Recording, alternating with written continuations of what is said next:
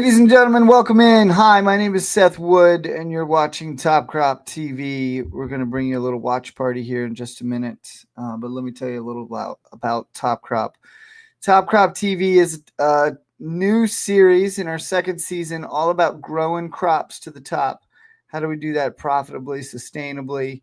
We're traveling around, visiting some of the greatest farms I think this country has seen. In North Carolina, Ohio, Illinois, and Arkansas this year. We even took a look at Indiana. But we're excited to start bringing you the new episodes. If you haven't picked them up, they're already on our website. That's topcroptv.com, as well as our mobile app available on the Apple and Android platforms. We're going to have some special guests tonight. I'm excited to bring you hopefully some of our talent from the show. We got Russell Hedrick, Corey Atlee, Shelby Fight, Dan Lipkiss, and Perry Galloway representing a big portion of the country. So we're going to get started here real quick with some of the episodes. We'll start with episode one. Episode one features Shelby Fight and a little bit of Russell Hedrick. It's going to be a treat for you. Excited to get it rolling. We'll just go ahead and step right into it, and then we'll check back during the What's Up Beach, and then we'll check back in between episodes, maybe with some special guests. All right, we'll see you soon. It's time for a new season of Top Crop.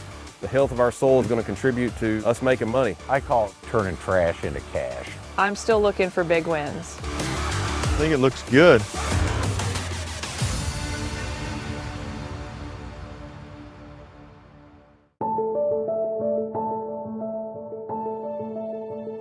Hey everybody, welcome back to Top Crop Season 2. We're back in Jackson Center, Ohio, and we're at Man Farms again this year. Just kind of waiting to plant here. It continues to rain. As soon as we get some dry conditions, we'll be ready to begin spraying burn down and get the planters rolling. But so far it's April 8th and Mother Nature has not cooperated. So just playing the waiting game, lots of shop work and preparations underway, but just mostly waiting around. Weren't too busy today and got the opportunity to watch the solar eclipse. We were right pretty much in the path of totality, so got a really cool experience to be so good of a spot to view that. It was awesome. I'm glad everybody took some time and watched it. Pretty cool to experience it and be in total darkness during the day.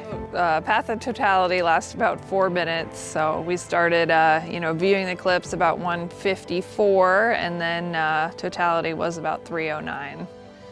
The weather's just kind of been a little bit crazy. We had some tornadoes close on March 14th, so some damage here in regards to hail. Luckily, tornado didn't hit here, but some pretty significant hail damage to all the buildings and to our houses. So I'm hoping that's not setting us up for a growing season with some crazy weather, but just some rain now, and predictions for middle of the season, July, August, say it's going to be pretty warm. So, obviously prediction, we'll see what happens. We're in a La Nina, which would mean hot. Yeah, tillage really starts in the fall for us for that following season. So everything had a chisel pass this fall that preps the ground really well for our corn crop that'll go in the ground for 2024. So, tillage will begin as soon as conditions are ready, and all the other processes that are going to happen as well, getting fertilizer spread, getting the planters rolling. So it just needs to not rain for a couple days, but unfortunately I think this rest of the week it's a chance about every day. So calendar we could be planning if ground conditions were fit, but we're just not there yet. So I think the plan for 2024 for us is just to get, as organized now as we can be, making sure chemical plans are up to par, making sure seeds going in at the right population, scripting some fields to give, take that variability into consideration, and just making sure we're doing a good job there. When it comes to summertime, making those post-pass applications, plan again for some drone applications on corn, seeing some really good results last season when it comes to fungicides and PGRs. So I want to continue researching that. And, when it gets to July timeframe, we have a little bit of wheat, and that wheat is just out there so we can get a chance to install some drainage tile. So that, as I said before, is a big focus for us. So looking forward to, putting in good tile plans as well. And, we just pray that Mother Nature cooperates, we can get going here soon, and, that we can get those rains we need during the season.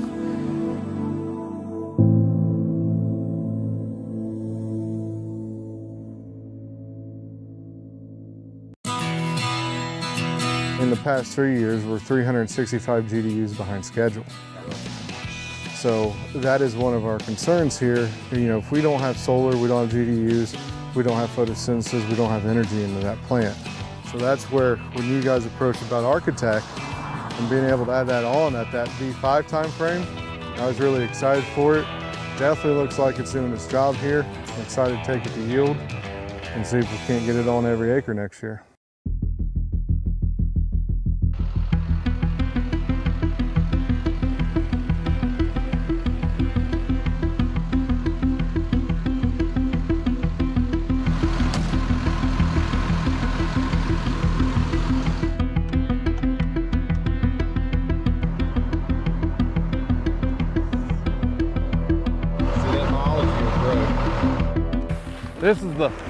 This is our king of the corn. This is the 9916 Ag Venture.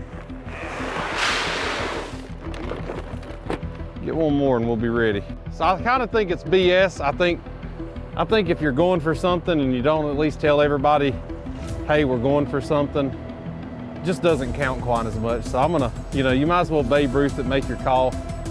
We've got one field this year. We're going to try to get irrigation set up this coming week, and we're going to go for 500 bushels irrigated. That's what we soil tested for, fertility. That's what we planted it. We've got another farm that we're going for 450 again, dry land. We've got the groceries out for it, and we've got one bean field.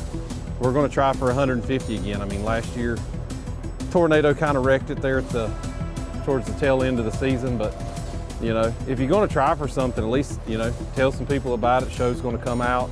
We're going to talk about our foliar passes, how we're doing our nutrient management, what we're looking for, levels, and, that's the way I think you help other growers to learn and try to achieve those higher yields. Maybe somebody doesn't go for 150 on beans, but a lot of those techniques are useful even for 100 bushels.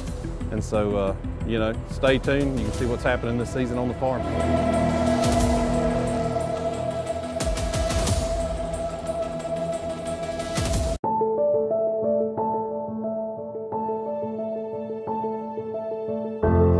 The only part that I truly care about is like where you see the water start right there. If you come over 18 rows, that little dog leg right there, that's part of our contest plot. Yeah, so it doesn't matter. We're going to get it planted. That will not be a zero like it was last year. It may be what I'm really hoping for is I'm really hoping for this field to average 140 bushels. I mean, the goal is 150. With some of the stress we've had, I don't really know if that's going to be achievable, but if we can get this replanted and hopefully come in that 120 to 140 range, that's still what we're shooting for on these beans, and that's what we're going to continue to do our tissue sampling. We've got the new program that rolled out, foliar scripts. We'll have that tomorrow, have our printouts where we can actually see, we're pulling a tissue sample on these crops. It's generating what we actually need to apply down to the ounce to make some corrections. And that's really one of the ways for us to economically keep these plants in balance.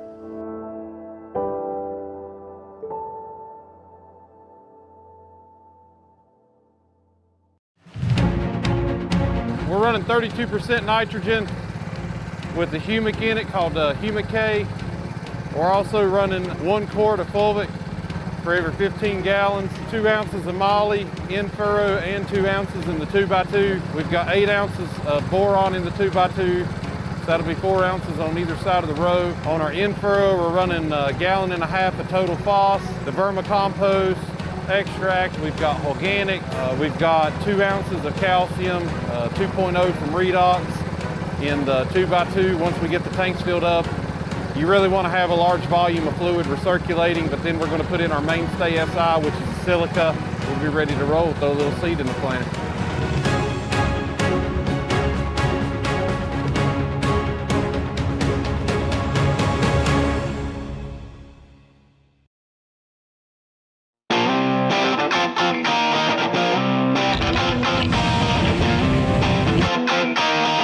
Welcome to season 2 of Top Crop. I'm Russell Hedrick. We're here in North Carolina. It's April 27th, and we're here at a field that we've deemed the King Slayer. Got a friendly competition going on with Corey Atlee, and this farm, we've got a mix between corn and beans. This is our bean field we're standing in today. Beans are just starting to pop up out of the ground. We got them planted early in April. Had some cooler soil temperatures, but they're coming up pretty good. We're shooting for 150 bushels on this particular farm with our fertility and management program. We've also got a field on this farm where we're going for 500 bushels on our corn. So we'll just see how everything's kind of progressing. We're going to do some digging, see where the corn's coming up, where the beans are coming up, and try to go ahead and make our next pass. See, they're just barely below the surface. So I mean, another day or two, look at that. But I mean, if you look here, I mean, like we've got a little bit of dryness here in about the top 1/8 inch, but it is just, I mean, look right here. I don't know if you can zoom in. When we talk about healthy soils, what we want to look for, one, man, this little guy doesn't want to be caught today. But I mean, we're running about 90 to 100 earthworms in the top cubic foot. If you convert that over, that's about 3.5 to 4 million earthworms per acre. But look at that aggregation. I'm not knocking on the conventional till, guys, but you're not going to see big old aggregates like these right here in a conventional till system. I mean, this ground is just full of tilth. You can see the beans are starting to push up through it. Let's see how deep our taproot goes. We've already got 1.5 inches of growth on that plant. It's still got about 1/2 inch to pop up out of the ground. We planted these beans at 2 inches deep, but you know, right here, we're just starting to break the surface. We'll have these up before the end of the month, and that's typically, we get beans up and out of the ground in the month of April. That's our best yielding beans. And if you're going to be shooting for, you know, 80, 90, 100 plus bushels, that's really where you got to be at. You know, you're not going to be out here planting May beans, you know, typically seeing them go over 100. But we've essentially got this whole area planted here. We had a lot of flood damage on this farm. Last year it flooded twice, just freak storms. We had a really bad storm come through back in January. We had about 8 foot of water on top of this field. So we were kind of concerned about biologicals, you know, being anaerobic underwater. So we're trying different things. We're running the organics in the deep injection. We're running organics in furrow, trying some of those out, which one's working best, the in-soil algae. Playing around, you know, with the vermicompost, either from Fed and Happy, where we're making our own extracts, or working with a company this year called Elm Dirt, where they make the extract before it comes to us. It's just a liquid. But you know, if you look at that fertilizer bar that we were on yesterday, and so our fertilizer bar is running here and here on either side of the row, and then that planter's coming back and split in the middle. And so, you know, right there's 2 inches, there's 3 inches. Right here's our soybean seed, and we're exactly 3 inches off to the side. You know, when we were watching the monitor while we were planting on the GPS, you know, it was within 1/10 of an inch to 1/4 of an inch where our pass needed to be, and we're seeing the same thing where these beans are coming up, and we've got this coulter cut in the ground from the first pass. The planter's perfectly centering that up. So, you know, we've got those nutrients right here within this root zone. If we need to do anything else on these beans, we can come out, because we're planting on 30s. We can wide drop it just like we do the corn, should we see a need to do that. But you know, if you're looking to maximize nutrients and efficiency, we're only probably using anywhere from about 10 to 15% of an acre on a 30-inch row.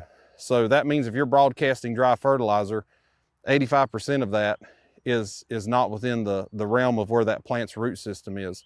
Now you'll see some lateral roots go out into the row middles, but it's not a lot. But by placing these nutrients, we're increasing the efficiency of that fertilizer 3 to 5-fold at a minimum.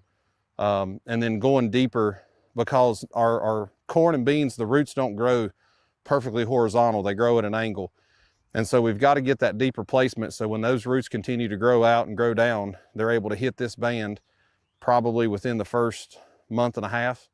And when they hit this, I mean, it's a night and day difference in what we're seeing on our tissue samples throughout the whole season. So, you know, just simple stuff like this, whether it's dry, you know, we've got a dry bar that we're building for this fall where we can cut our cost per nutrient by half. So we'll be running some dry in the fall, some liquid in the spring, and that'll save us even more money. So, you know, just ways to maximize the fertilizer that we are using. Let me check out some corn.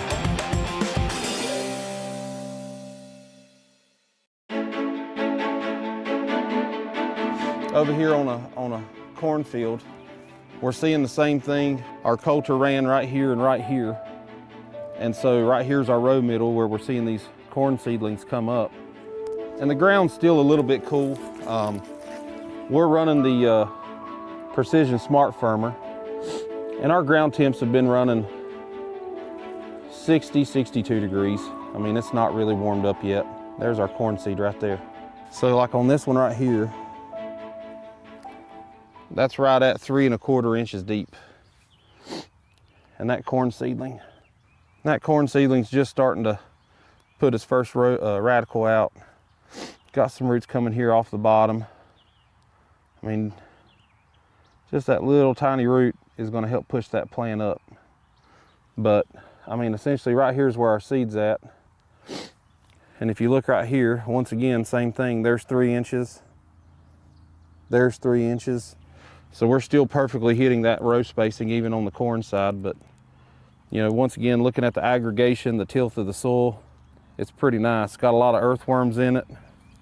So when we first got this farm in 2012, it hadn't been under heavy tillage management. And I think a lot of people don't understand, you know, if you're doing full width tillage, you're really disturbing a lot of the biology, and you're also killing a lot of that worm population. And that's why we no-till. If we had all of our ground that was fit to do strip till, I would probably be a strip till farmer.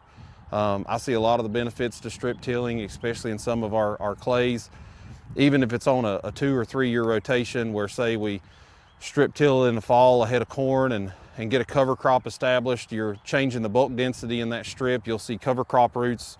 Some of the farmers I've worked with down east in the state, they'll rip in the fall, plant those cover crops, and you'll see, you know, 40, 50% more roots in that strip till area, which helps hold that that compaction from going back in. Where we've been doing cover crops 12 years now, compost, manures, making, you know, the rotation that we've got, increasing the organic matter. I mean, this ground is just so tilthy. The earthworms are here. They've got plenty of food, and we're very little disturbance. Even looking at nutrient management, if we're coming out here and we're putting on more than 80 pounds of nitrogen in one shot, we're actually seeing enough of a salt load that can be a detriment to some of the soil biology, some of the earthworms. And that's why, you know, like this winter when we traveled and we talked at conferences about even anhydrous. I don't think anhydrous is a bad form of nitrogen. I think the problem with anhydrous is most farmers go out with 150 to 200 pounds of nitrogen at one shot. Well, there's a lot that goes on there. So soil biology has a carbon and nitrogen ratio of about 14 or 15 to 1. So that means when you're putting out that 150 pounds of nitrogen in one shot, those microbes are going to consume some of that nitrogen, and then they're going to consume carbon. They're going to balance themselves. It's nature. It's a self-balancing system. Well, then we're burning up our carbon at a time of the year where we don't want to, typically if you're doing it in the fall. Another part of it is looking at earthworms. You know, you put that much nitrogen out there, you're going to salt out some of those earthworms. Then you start looking at, when you're burning up carbon, the aggregation that you see in the soil is built with glomalin, which is produced by the biology. They'll actually start consuming that carbon back, which then takes out the tilth of our ground. It limits our root development, it limits our nutrient uptake for the coming season, and it also limits our water infiltration. And so if you're burning up carbon and you're limiting all those factors just to, you know, save another 10 cents a unit on nitrogen, I think if farmers, you know, I've worked with a few this winter in Illinois and Iowa where instead of putting out 175 pounds of anhydrous, they're only going to put out 75 pounds. And then they're going to come back with their program and do a liquid 32%, and why drop that in? And they're going to do a half of a field with each, you know, their old practices and using the new anhydrous rate and the 32%, and see which one has better water infiltration, which one has higher earthworm counts, which one's seeing even better yield, and then ultimately what's the return on investment. And that's really the only way to do it. I mean, this farm here, every year we have about 4 or 5 different trials on this farm, just like, you know, we're gonna go to Hickory Lincolnton and plant over there. We've got 6 or 7 over there this year. And you've got to do it on your farm. I mean, you can take ideas from us, Dan, Corey, Shelby, Ethan, and put it on your operation, but ultimately you've got to split some fields up and try something different if you're going to try to make more money in farming. And that's the only way to do it.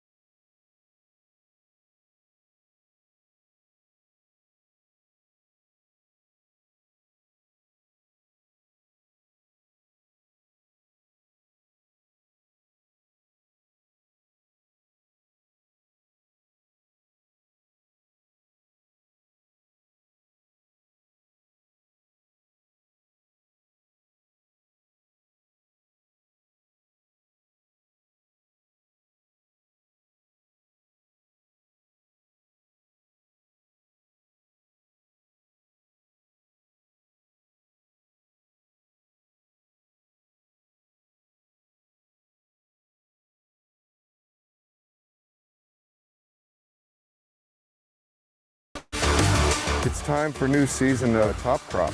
The health of our soil is going to contribute to us making money. I call it turning trash into cash. I'm still looking for big wins. I think it looks good.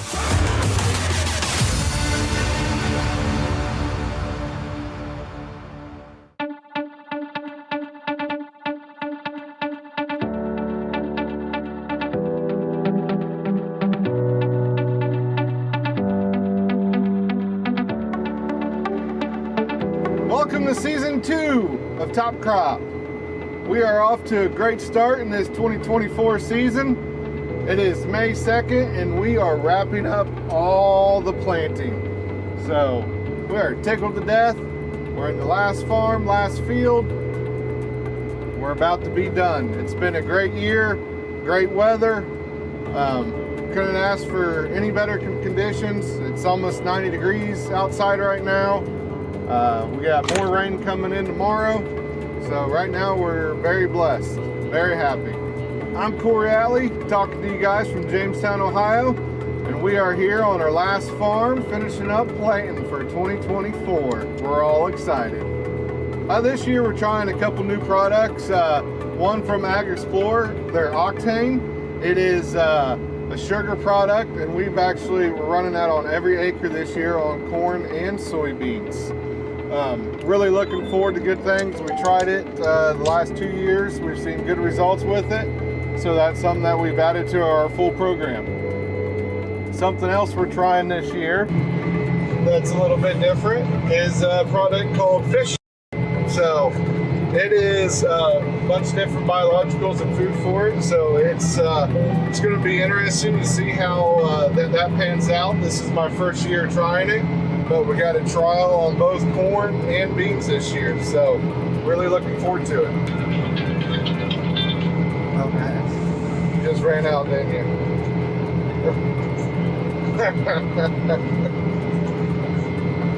Alright.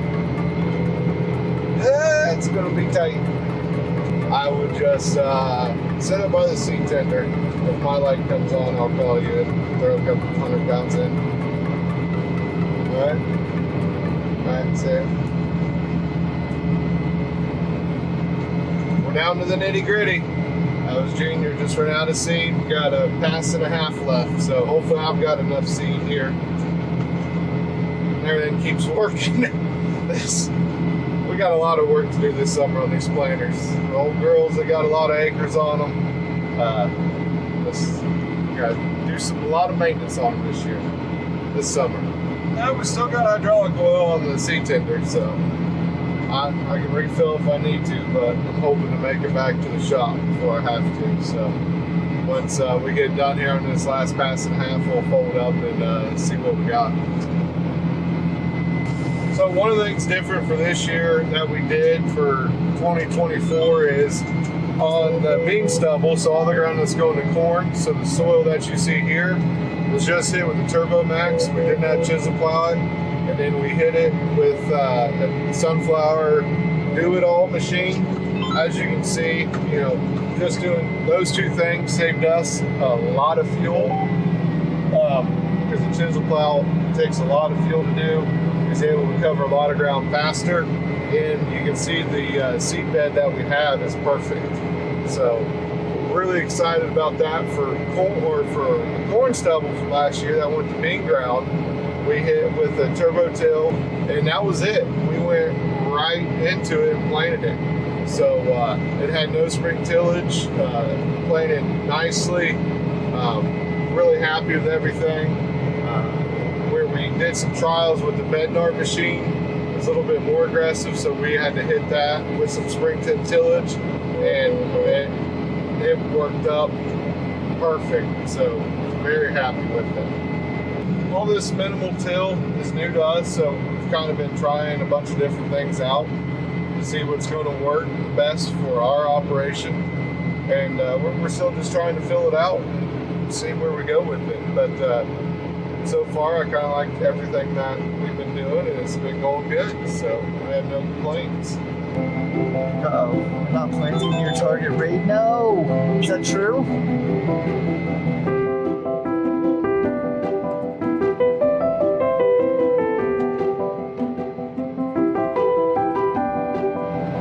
I'm out.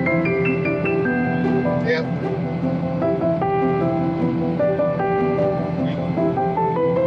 Yeah, I made it to where you stopped on the other side. You got to do the end to the back. To the end and back from where you stopped. Alright? Bye.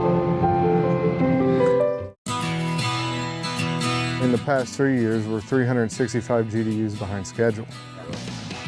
So that is one of our concerns here. You know, if we don't have solar, we don't have GDUs, we don't have photosynthesis, we don't have energy into that plant. So that's where, when you guys approached about Architect and being able to add that on at that V5 time frame, I was really excited for it. Definitely looks like it's doing its job here. I'm excited to take it to yield and see if we can't get it on every acre next year. Fungicide we're using is Veltima, because our third year with it. It's been working great. There has been some tar spot already spotted in northern Ohio. Normally we've already flown all this corn, but we was able to wait until July 26th today. It's already past blister stage, starting to fill out already. Clearly we've been able to keep disease pressure away, and Veltima should protect us all the way through the rest of the season. We've been very happy with the roadability. They've been very smooth on the road, not bouncy. They don't have the loud sprayer noise. So we're going to be putting a lot of high road miles, a lot of heat, and in the summertime. So we're really excited to see that, and the less compaction, our clay soils getting over it, and sometimes even tougher conditions. We have a very aggressive warranty on these. They're 7 years. It even covers field hazard and stubble protection, which means that CF really does feel we have a great quality tire, and we're standing behind that. Cornstalk stubble is extremely hard on tires, so that's really good for us.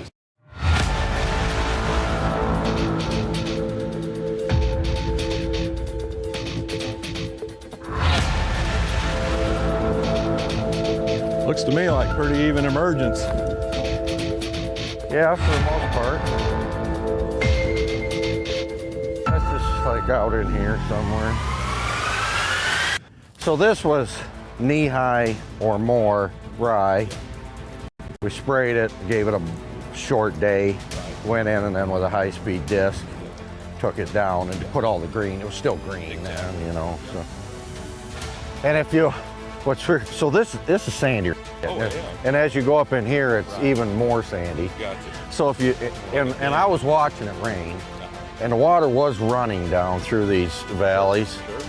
And if you look at our neighboring fields or whatever, they're not huge gullies, but there's gullies everywhere. Sure. Right. But if something would wash, it would be this, and it didn't hardly wash at all. And if you dig down in there, you're just full of straw, basically, It's so absorbing. it did. That's part of the reason I do it here too, just to control everything here. Yeah, no, that's good. Yeah. Explain what you're doing.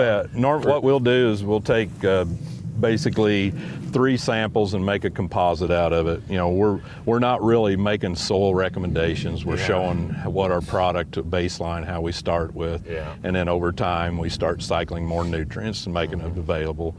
Then we do a biology test every time we're here. It'll basically geo-reference the spot so we can come back to this spot time and time again. And then we'll come back later and we'll do tissue sampling as well. And then that shows, what we're doing in the soil, both biology, nutritional wise, and then what we're actually getting in the plant. Okay. And between the 3, it tells us a pretty good story. And over time, it shows trends and shows what movement we're doing.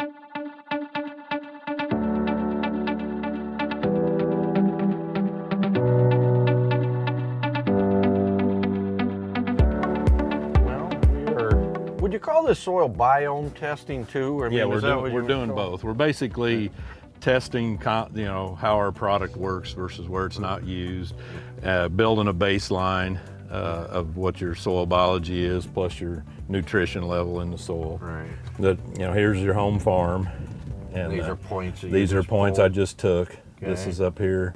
We took 4 cores up here. There were 3 at 6 inches and 1 at 12 inches.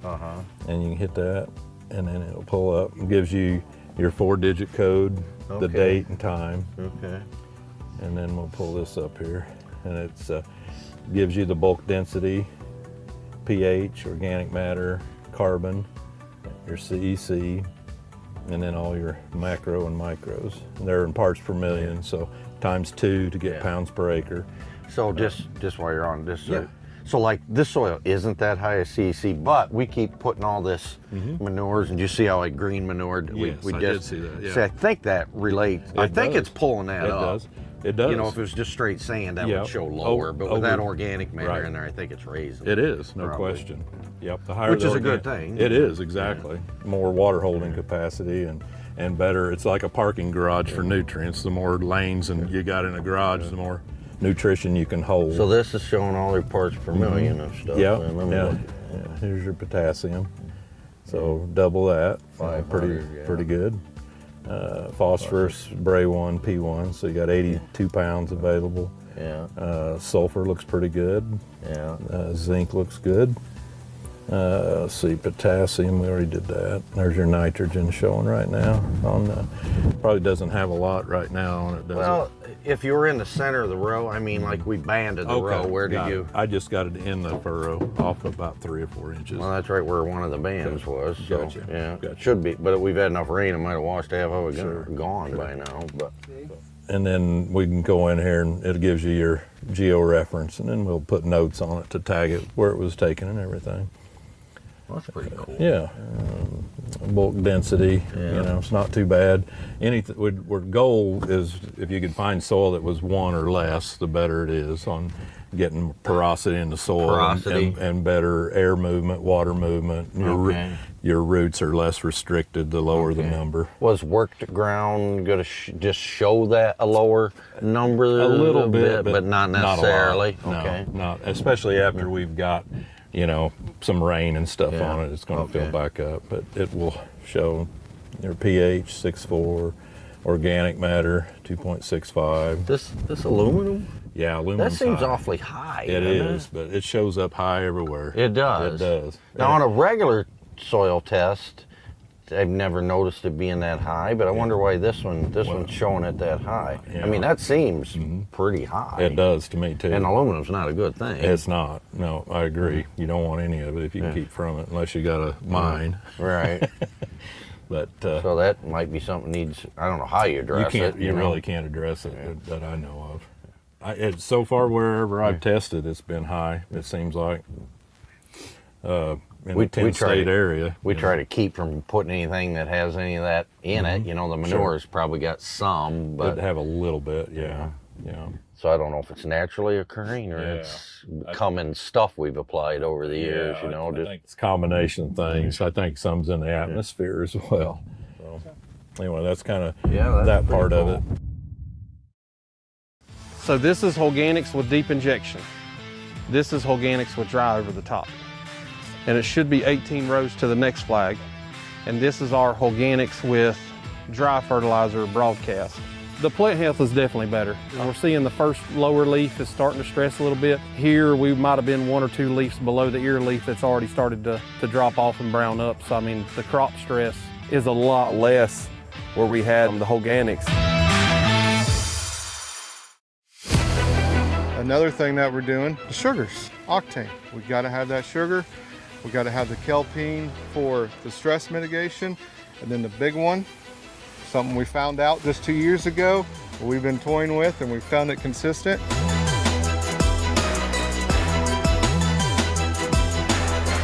Onward Max, 6.5 ounces. And let me tell you, the trials that we ran with that, there's a reason why it's going on every single acre of our corn.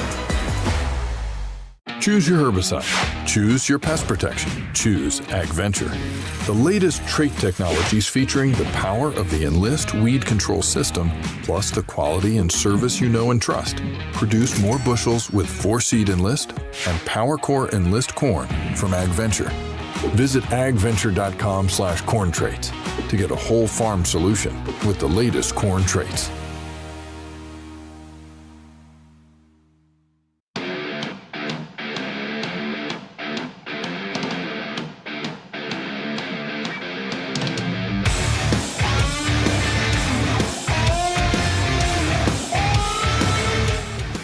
Trying to finish before I run out of hydraulic oil.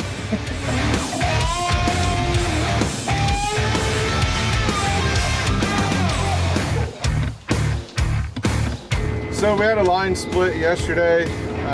Come to find out, there's another leakage somewhere underneath the center in the valve body block. It controls my lift and lower. Going that quick?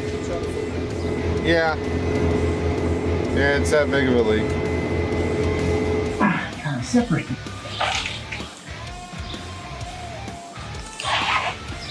Can you see where it's going in at right here? That one? What's that one? That one's one of the ones that are on top of it. That's the one that's way out here. Can you see any other? It's full enough to leave the farm, and we've seen a pretty good sized hydraulic puddle. So we've seen a line that was split, took it back to the shop. It went from one wing all the way to the other, about a 50-foot run. Huge pain, finally got it out. Got a gusher. He's a Laker. Look at him right there. Long story short, come to find out, we got another leak in a valve block, dead center of the planter. Not easy to get to. Like I said, this is our last day planting. So we're just gonna close our eyes and keep putting hydraulic oil in it and go.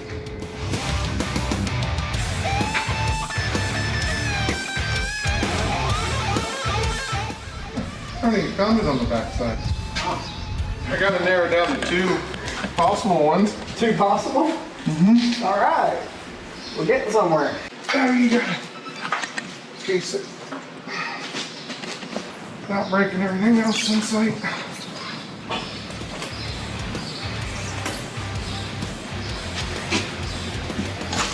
Easy. Watch your fingers. Go.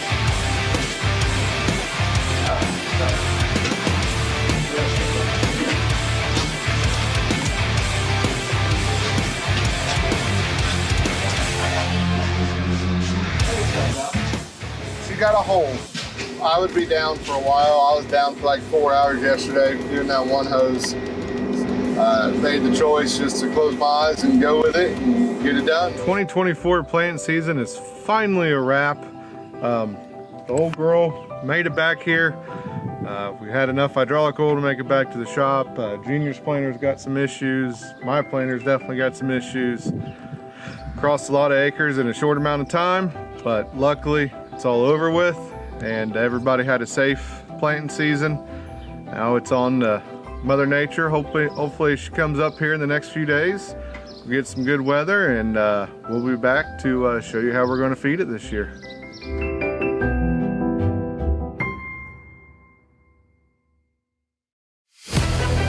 Another thing that we're doing, the sugars, octane. We got to have that sugar. We got to have the kelpine for the stress mitigation. And then the big one, something we found out just 2 years ago, we've been toying with and we found it consistent.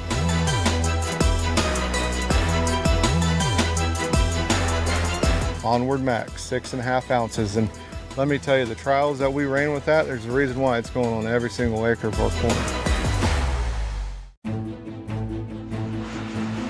Fungicide we're using is Veltima, because our 3rd year with it. It's been working great.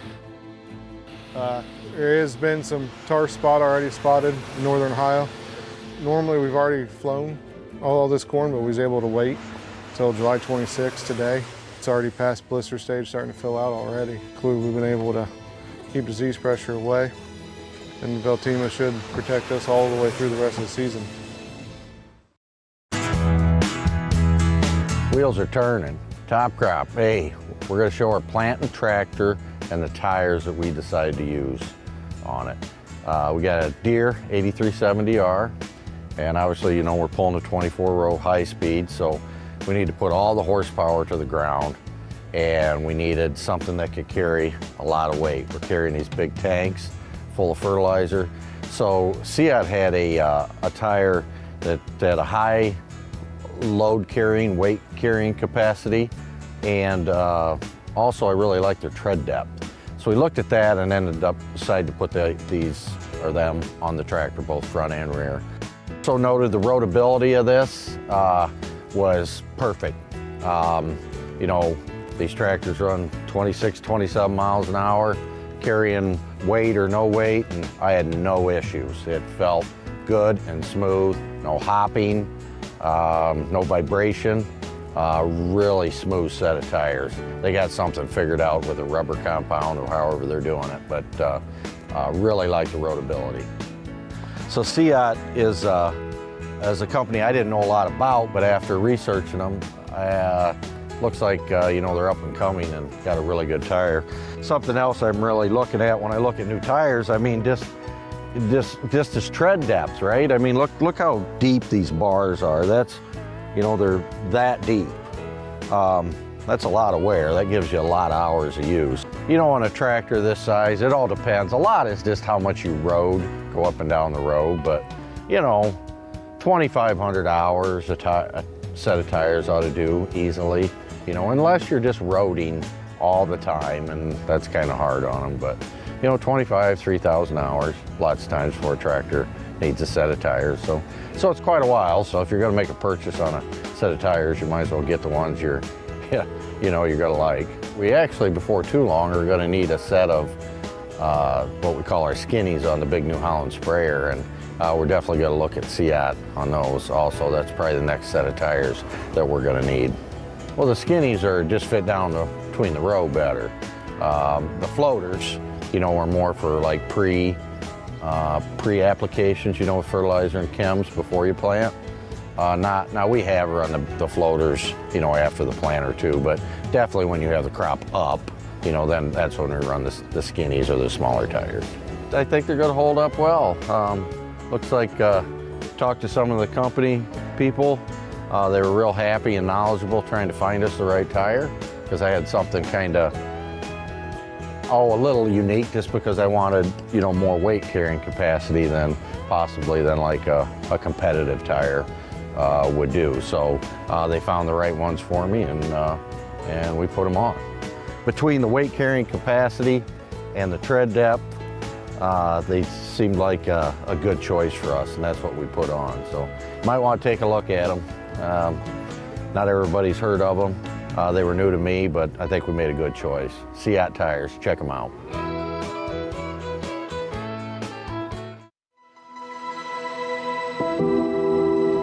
Hey, top croppers. Always showing the stuff we're doing, right, on some of the products we're using. If you followed us on Corn Wars, we're always trying new things, trying to find a product that meets our needs, and maybe it's got a little something special. Ag Explorer has a product that seems kind of unique. This adrenaline product, it's got I believe the proper way to put it, it has a amino acid based protein hydrolysate in it. And that's kind of the protein hydrolysate is kind of a buzzword in the industry lately.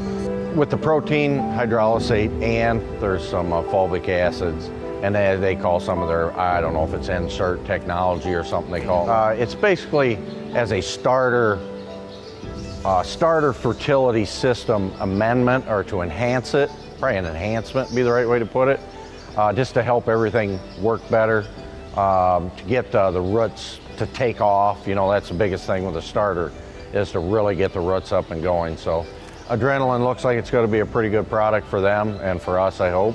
So we're going to be seeing how that does and watching it. But that's in our starter program on our contest fields this year.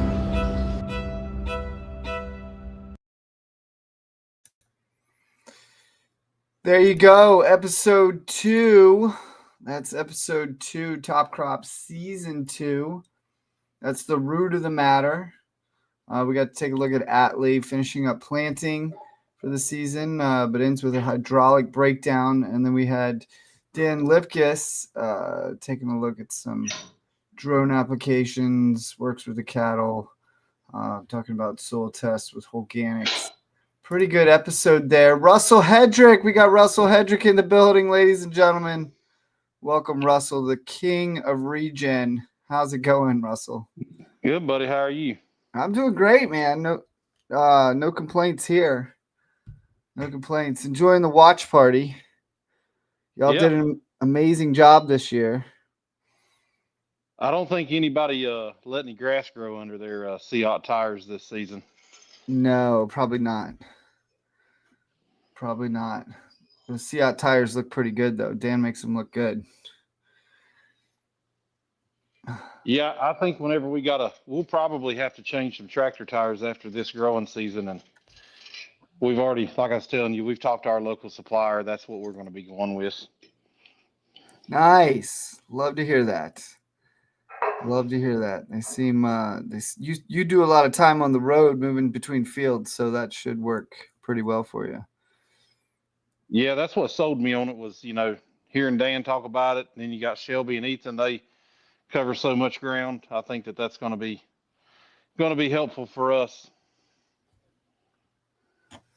That's awesome. Have you seen episode 3 yet? The Battle for the Fields? I have. Or no, sorry. A Growing Rivalry is the name of it. I lied. Is that the one where me and Corey are talking about our gentleman's bet? I think you mentioned that in episode 1. Yeah. Yeah. Episode 1. This one is you're getting we go a to the visit lab from some special guests. Yep, and we go to the lab, don't we? And then we fly some drones. I think we go to the lab in 4, 5, 4 or 5. Maybe 4 is five. Galloway. 4 is Yeah, so Galloway. I think 5 we go to the lab. 5. Yes, you go to the lab 5 and get another visit in 5. Different visit. We had the visit. So who's visiting you in 3? We had a special visitors from out of the country. Tell us about them. Yeah, we had Andreas Kowalski.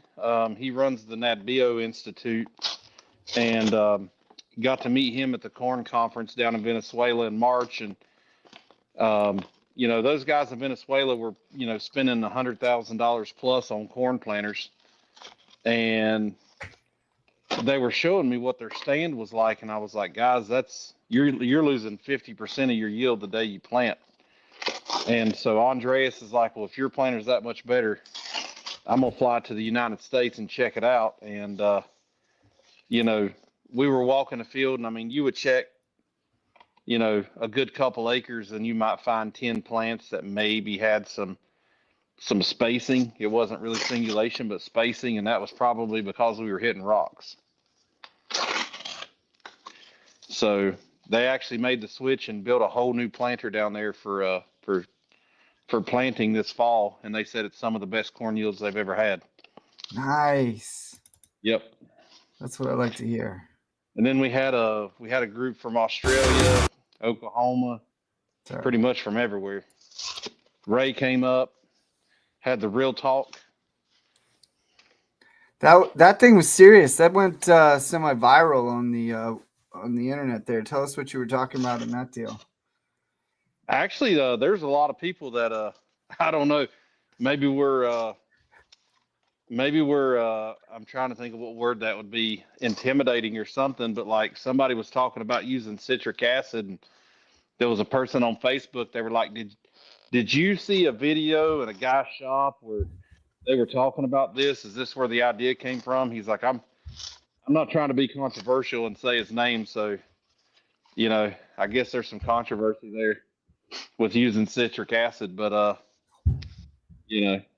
I just thought it was funny. Me and Ray, we covered everything from how farmers look at marketing, where the market's at, chemistry prices, old agronomy versus new agronomy, and some of the stuff even like Dan talked about. Even since Corn Wars, Dan's been on there talking about you got to try new things to find new techniques, and I think every farmer thinks if they try something, it's going to be 100% good every time they try a new product. And I mean, that's the reason you got to try it, to find out what works and what doesn't. 100%. And you don't know until you try it on your ground, your specific ground. So, no, that's good stuff. So what's the plan for this upcoming season? How much longer do we have before we can start working ground and getting out there? I know you've already been cleaning up stuff, but that's from the hurricane. Yeah, we've been doing a lot of cleanup, and I guess the plan right now is probably around the 1st of March, we'll start running the fertilizer bar, getting some biology out there, a little bit of nutrition, talking with Yetter, might even be running a strip till bar this season. That's going to be interesting to see what we can get off of that strip till bar. If maybe that's one of the things we've been missing in some of this tougher ground. I don't think we'll run it on a lot of ground that we've had over 10 years, but once again, talking about tough ground, the bottom of the barrel, man.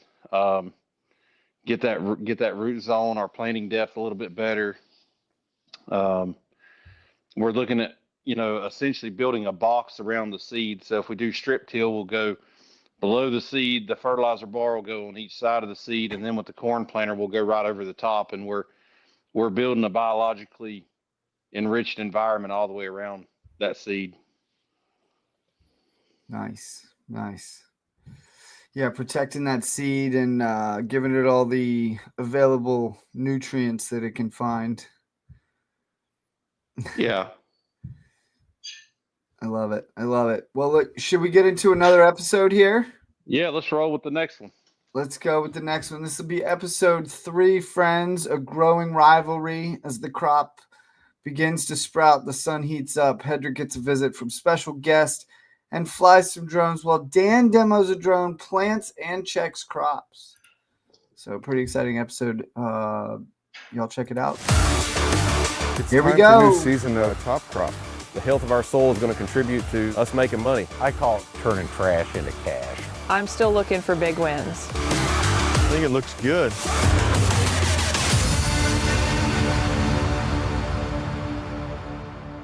What's up, Top Crop? We've been having a full day today. Started out in the shop working on the corn planter, looking at our deep injection bar. We've had some people from South Africa, from Missouri, from Venezuela. Sam, he's in from Wisconsin. We've got Danny from Kentucky. And today we've really just been looking at how can we increase return on investment on the farm. We've been out here spraying some beans, spraying corn. Tomorrow we'll have a day of spraying and spreading as well. Really just looking at how do we use the products most effectively? How do we get that maximum return on investment? And pulling tissue samples, having our foliar script program. Thanks to Seth for the name. Give credit where it's due. You know, really being able to put the right number of ounces that this crop needs to be balanced, balance those ratios. I mean, we've had some pretty rough spots in the field where we've been digging out these ditches, getting water off, but we're really shooting for 500 bushels. Next week, we're gonna get our irrigation set out and really try to see what we can do with a crop where we don't have water as a limiting factor. All right, Top Crop, we're gonna share with you one of the secrets that we've been using this last few years. So this was a tissue sample we put on this field, corn. We pulled it at V3. You can see nitrogen 4.2, phosphorus 0.44, potassium 3.13. Then we've got all of our micros and macros down here. And the biggest thing that we've seen from these tissue samples are producers really don't have a management decision. So we partnered with a company called Transparency Wise. And what Transparency Wise helped us do is we built a program that would essentially say, we're spraying a 24% potassium and we needed to spray 18 ounces of that to actually get the plant back in its sufficiency range, because being too low in nutrients is actually just as detrimental as being too high. When you go too high, you can start messing with some of the ratios like nitrogen to sulfur, nitrogen to potassium. And so it really gives us, you know, even for like our molybdenum, we're spraying a 3% molybdenum, it only called for 2 ounces. We're spraying a 10% boron, called for 4 ounces. And so it gives us the management tools to say, we're looking at V4, the next stage. We want to have this plant in balance. We've had way too much water out here. The plant's not been, you know, peak performance with no sunlight. And so what can we do with this drone to maximize efficiency of that plant? And, you know, based upon what we're seeing over here and what we're spraying, I would say we're set up for a pretty good season if we continue to have rainfall. So the cost on this right now for a 40-acre composite is 13 cents an acre. And if you're doing a 20-acre compositive, it's 25 cents an acre. So for 25 cents an acre, we've got a management decision that just saved us $18 an acre. That's what return on investment is all about, and that's what we're here at Top Crop trying to teach everybody, so stay tuned.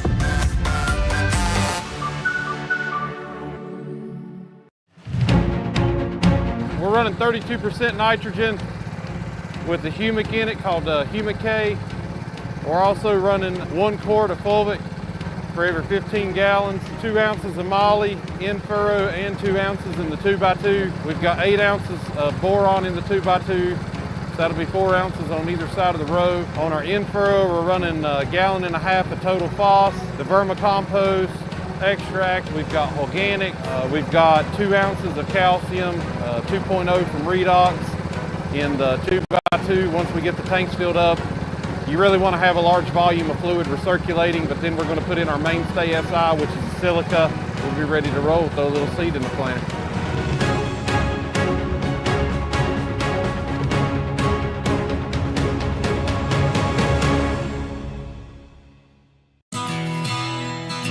In the past 3 years, we're 365 GDUs behind schedule.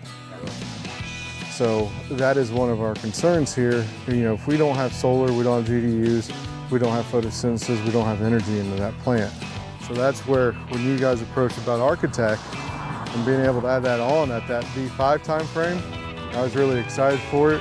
Definitely looks like it's doing its job here. I'm excited to take it to yield and see if we can't get it on every acre next year. We've been very happy with the roadability. They've been very smooth on the road, not bouncy. They don't have the loud sprayer noise. We're going to be putting a lot of high road miles, a lot of heat in the summertime. So we're really excited to see that, and the less compaction, our clay soils getting over it, and sometimes even tougher conditions. We have a very aggressive warranty on these. They're 7 years, even covers field hazard and stubble protection, which means that, see, it really does feel we have a great quality tire and we're standing behind that. Cornstalk stubble is extremely hard on tires, so that's really good for us.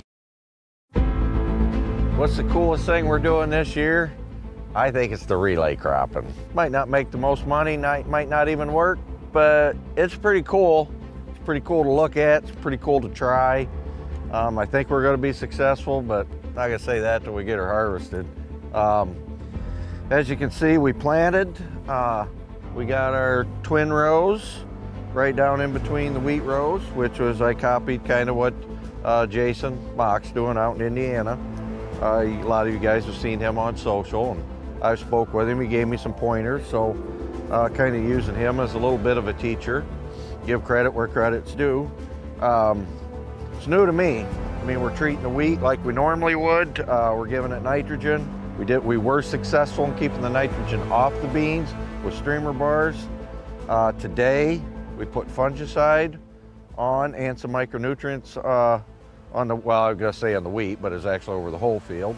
We did it with a drone from Best Way Ag, came down and gave us a demo, and pretty cool. We're probably be looking to get one of those, pretty neat. We're gonna watch this real close. Top Crop's gonna monitor it through the year very closely. You'll definitely be here when we harvest. Kind of had to retrofit something. I'll be using my old 7720, which will be cool. It's not high capacity compared to today's machines, but it's cooler than anything out there now. It's my opinion. I like old school mechanical. So anyway, if you look, we put the beans in, with the same drill that we put the wheat in. We just blocked off the different rows. It's not as accurate as a planter, a little bit of a controlled spill, but I got bean rows and I got a pretty decent stand. So, I mean, that's half the battle, right? I think it's just going to continue to look neater and neater as things progress. A couple things I would like to show that, we'll see if we're going to change next year or not. I don't know. This particular set of, this is like four rows in here that are 10 inches apart. This did not get drove on at all, and you can see that's pretty well even. This set did. When we planted the beans, we had to drive on some of it. So it's not horrible, but you can see we did damage it somewhat on each side here. I don't think it'll be, like I said, I don't think it's going to be huge yield detriment. Probably dinging a little bit, but that was kind of part of the situation. So I'm real excited about this. I think it's going to be pretty cool. What I'm most excited for is when the wheat is, turns yellow. You'll have the nice green beans under, and that'll just be about like a scenic painting. As a farmer, those are kind of things we get kicks out of, is actually just beauty within the field. And I'm old enough now, I really appreciate a lot of that stuff, and it just shows you if you put your heart into something, and and you really try, and it just makes a guy feel good. I'll put it that way. So it shows fruit from your effort. So really hoping this turns out well. I don't see why it won't as of right now. We've got a couple of the things already done, so we're heading that way. And if we don't see it before, you guys will see it at harvest. Hopefully Seth will be out one more time, or else we can do some phone video stuff, to kind of watch the progression of this. But relay cropping wheat and soybeans, I think it's going to work.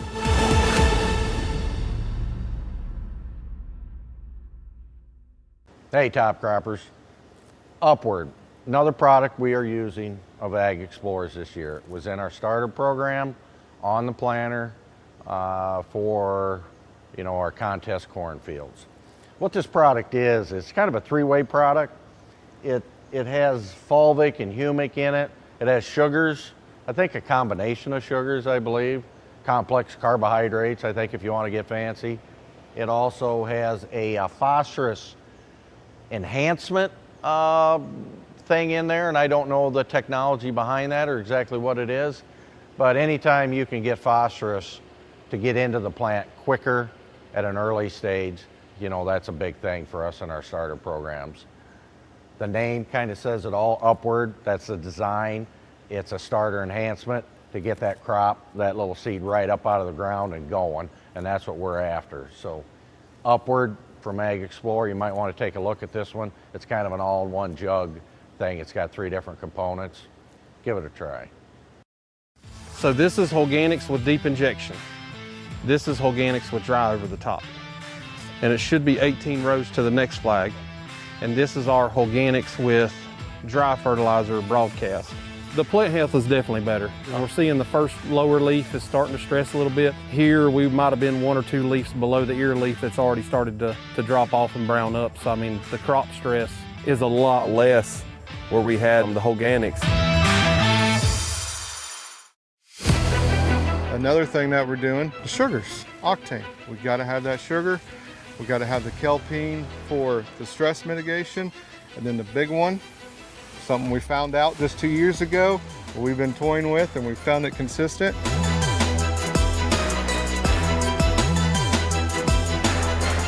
Onward Max, 6.5 ounces. And let me tell you, the trials that we ran with that, there's a reason why it's going on every single acre of our corn.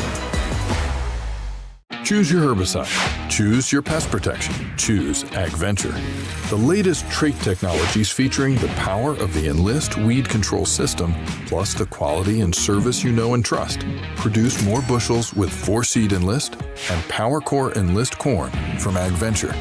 Visit agventure.com/corn traits to get a whole farm solution with the latest corn traits.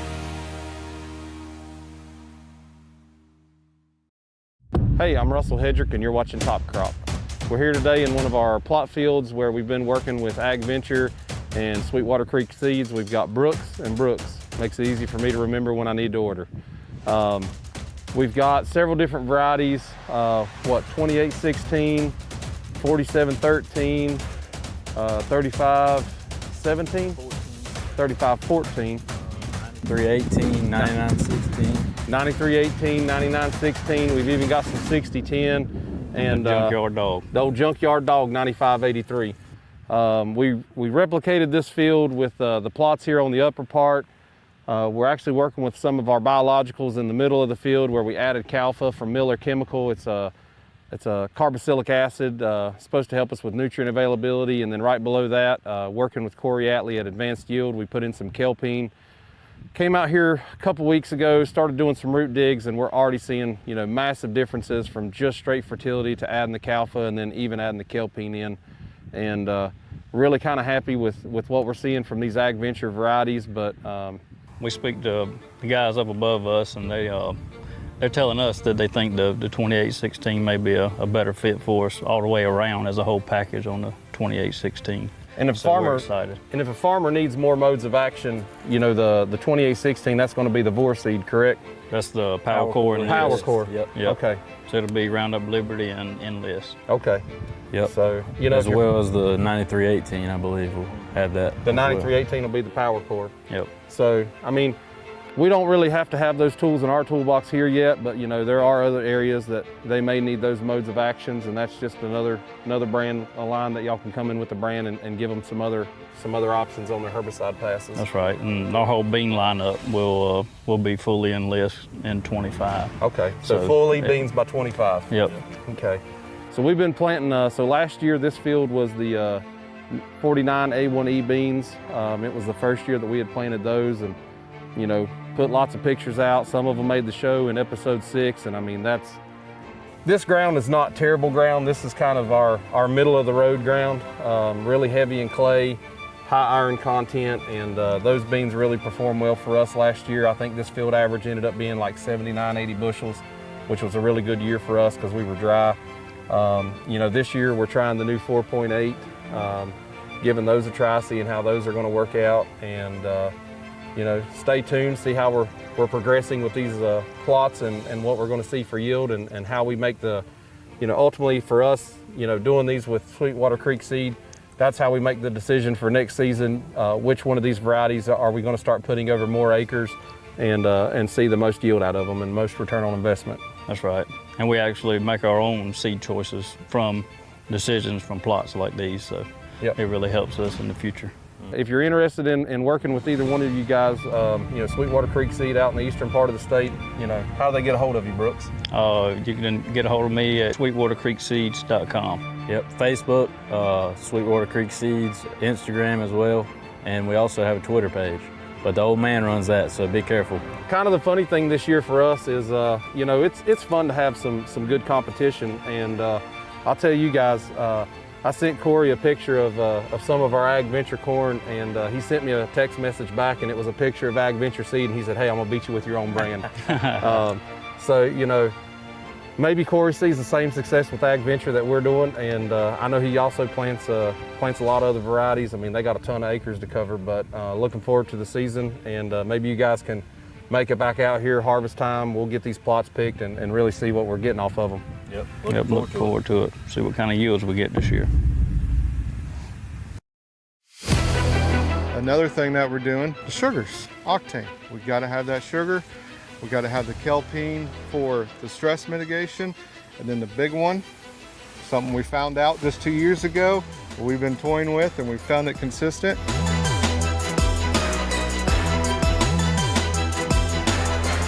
Onward Max, 6.5 ounces. And let me tell you, the trials that we ran with that, there's a reason why it's going on every single acre of our corn. Fungicide we're using is Veltima, because our 3rd year with it. It's been working great. There has been some tar spot already spotted in northern Ohio. Normally we've already flown all this corn, but we was able to wait until July 26th today. It's already past blister stage, starting to fill out already. Clearly we've been able to keep disease pressure away, and Veltima should protect us all the way through the rest of the season. Last year for the show, we dubbed this field the bottom of the barrel. This is the worst fertility, pH, chemistry, and soils from the Haney test that I've ever seen on any farm we've ever picked up. Really? Phosphorus was 3 to 4 pounds. Potassium was in the 20s. pH was 4.8 to 5.4, depending on where it was in the field. And so we've done a lot of work. We worked with lithos carbon, and we applied basalts instead of ag lime. We got the pH 6.4, 6.5. Took us 2 years to get it up to that point. Calcium numbers are good. Worked with Darkwater Enterprises, got gypsum. We've had gypsum put out on these fields. So Russell, this was called bottom of the barrel? This is the bottom of the barrel. Because it was so bad in pH, chemistry, low phosphorus. Low phosphorus. I mean, all fertility was low. I mean, I think the calcium on this field the first year was like 130 pounds. So what do you think happened in this field before? They just mined out of it. So what was planted here before? So we had tobacco beans and all that kind of stuff for years? No, they were doing corn and beans. Corn and beans? Yeah. I mean, it probably wasn't yielding very well at those levels. But conventional, and it was... I think they were no-till in the last couple of years. Really? Yeah, they did disc for a while. I mean, it's been work, but there was a house up here and a house there, and there was actually a house on that side of the field. Those got tore down. This little area right here, we've actually got to dig it down. There's so much debris and metal and nails. We're going to dig it down this season and get it where we can start planting it. But so like last year, this was like the most controversial field that we had because the upper 5 acres was Haney test, and then we did Milik 3, Haney test. Oh, was this the field? This was the field. Oh, wow. And then at the very bottom, we had the Haney test with our foliar program. And why was it controversial? I don't know. People are dumb. Well, people were upset because it's not the norm, and people have based their whole PhDs and careers on saying the Milik 3 was good. And, I mean, we've had the Milik 3 for what? 40, 50 years now, and it's 60, 70 and probably, we're still changing phosphorus recommendations on it and trying to figure out after 50 years it's just junk. And so the Milik 3 beans last year yielded 38 bushels. The Haney's yielded 15 more bushels. It was right at 53 bushels to the in this degraded field. Yeah, and then at the very bottom where we did our foliar passes and our farm management, we were at around 82 to 83 bushels.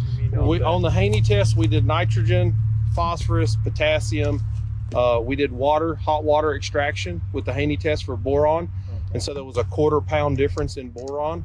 And then sulfur was based off of Haney and Melic. So those were the 4 nutrients on that. And then we had hot water extraction for boron in the Haney plots versus even Melic 3. For years, we were doing tissues tests. And when we were doing tissue tests with Melic, it would say apply this much boron, and we would, and then we would tissue sample, and it was still below average or deficient.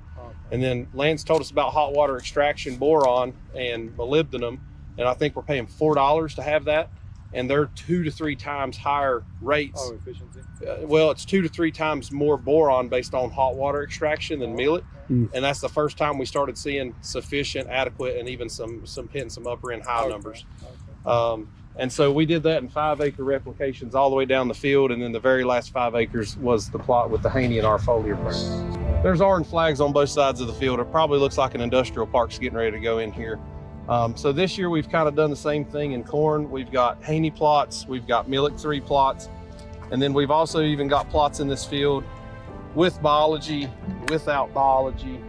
We've also got plots where the fertilizer bar that y'all saw in the shop where we're doing the deep injection, we wanted to know what's the return on investment. So, you know, if we're going to spend $10,000, $12,000 to build a really nice bar, we figured up how many acres we cover in an hour, our tractor depreciation, our fuel cost, paying me $20 an hour. You know, everything that went into it is costing us about $5 an acre to run that bar, which is a bushel of corn, a half a bushel of beans. And so we've even got where we did the fertilizer deep injection liquid, and then we've even got a plot with 100% of dry fertility, 150% of dry fertility, and 200% of dry fertility. And to really look at, you know, if we're doing the deep injection and the Haney test calls for 75 pounds of potassium, we're cutting 25% of that off automatically. So we're already cutting 25% of our P and K doing the deep injection over broadcasting, and we're not seeing any yield detriment. And then we've also got the fertilizer bar in the backfield where we did 100% based on Haney, 75, 50, and 25. And we're seeing really, you know, can we cut back even more than 25% over the rest of our, you know, production acres?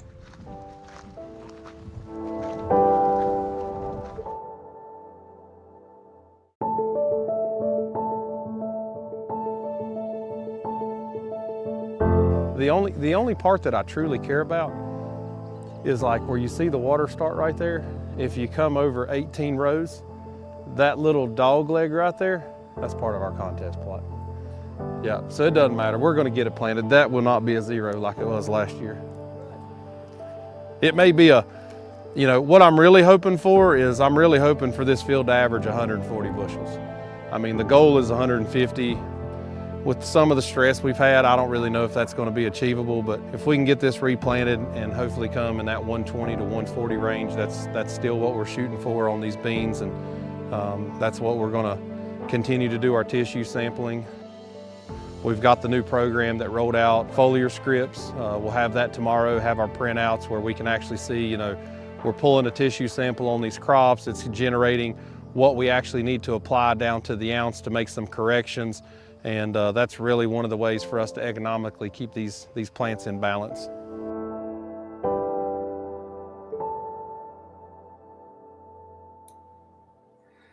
Ladies and gentlemen, welcome back in. Another thing that we're doing, the sugars, octane. We got to have that. Welcome back in. Another episode of Top Crop Season 2, brought to you by Ag Explorer, presented by Ag Explorer in association with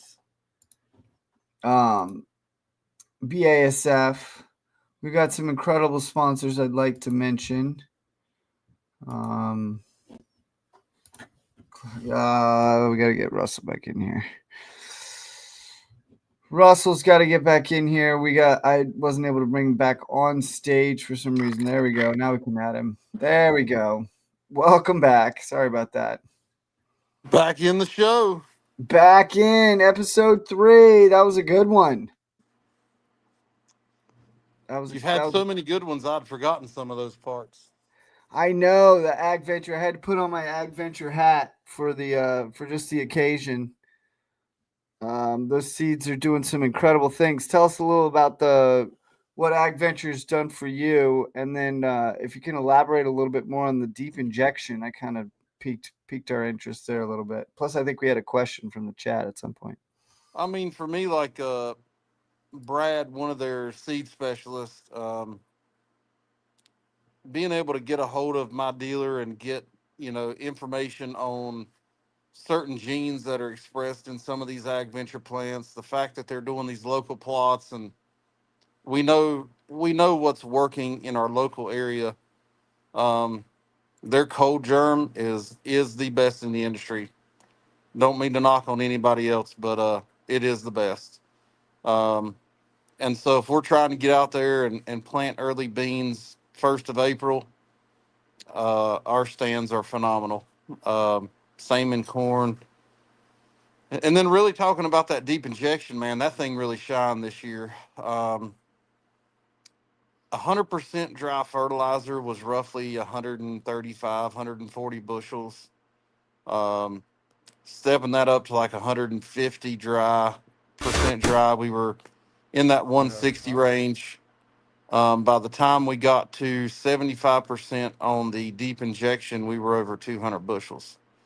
So, putting the pencil to liquid nutrients, the fertilizer bar pass, everything like that, that's a $60 an acre bump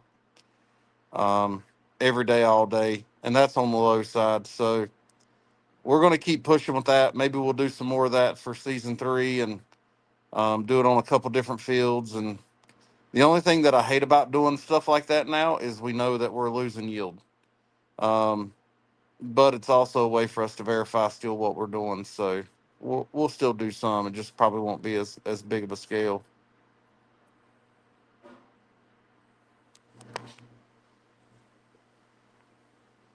Did I lose you, Seth? Sorry, yeah. Can you hear me now? Yeah. Yeah, I got you now. I had myself muted for a second. Yeah, so it's good to see from year to year, even once you know it works and it's that drastic, it's sometimes good to see what the differences can still be, is what you're saying. Well, I mean, if we're going to be on the show and we're going to talk about products and we're going to talk about what's working and different management, I mean, me personally, I like to see 3 years of data. Get 3 years of data on something. Look at what your average is over those 3 growing seasons, because they're all going to be different. Whether it's a drought, a hurricane, maybe you hit the perfect season in one of those 3 and you've got some really higher end numbers. But, 3 years of data, I think, is something worth talking about. And that kind of goes back to even the Ag Explorer products, like we used Architect and Onward Max, and year 1, we saw ridiculous results. I'm really hoping in season 3 of the show, we also see those same ridiculous results. And that just adds to the validity of what we're doing and trying to help farmers. Absolutely. Yeah, we're trying to focus on products that are working and making as big a difference as possible, but not just products, management and different technologies too. You guys are implementing the drones this year to get some of those products on the field. What are some of the advantages of utilizing the drone, would you say, over maybe a typical ground rig, or do they work together? Tell us a little about what your mindset is in that drone area. Well, I mean, the first one would be beans. If you're going out over a bean field more than once, even if you're running RTK and guidance, those beans grow into that open row. The next pass, you're taking yield out. And we did our own studies, but university says about 1.6 to 2 bushels. We were seeing that 1.4. Every time we make a ground rig over a bean field, we're losing 1.4 bushels. And even at $10 beans, you're talking almost $15 an acre in yield loss. I can run a drone a heck of a lot cheaper than I can a ground rig. And then, like on corn, most of the time, when I being first generation, every time I heard somebody talk about corn, nobody really talked about after VT. Hey, let's put a fungicide on here at VT, and this thing's good for the rest of the season. And then we started doing our own trials, and then Corey's talked about it, Dan's talked about it. I don't know about Corey or about Shelby and Ethan, but managing that corn crop, if you've still got good moisture and good weather, manage that corn crop all the way to R5, and you can do that for fairly cheap and really bump those yields up and test weight, grain feel, grain quality. A lot of that goes on later in the season. Now I know, Now I know some people are saying, but there's the initial investment of the drone technology. Can you shake out the cost comparison? I know you've done that. Well, I mean, like if you're looking at let's just say a cheap older ground rig with guidance, RTK, all of that stuff on there, you're still talking 100,000.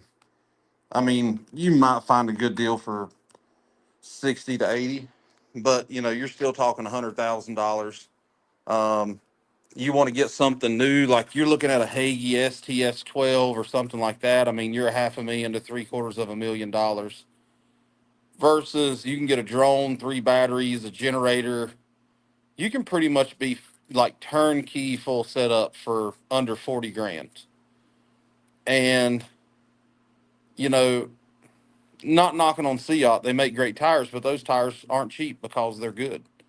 And so now I'm not road miling my sprayer around as much. I can hook up to the gooseneck or now this new DTX drone trailer, and I can haul that drone trailer around a heck of a lot cheaper.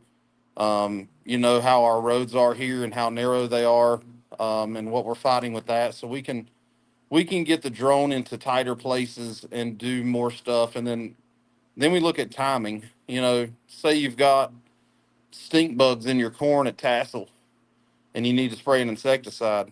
Well, if it rains, you're not going to be out there for 3 days.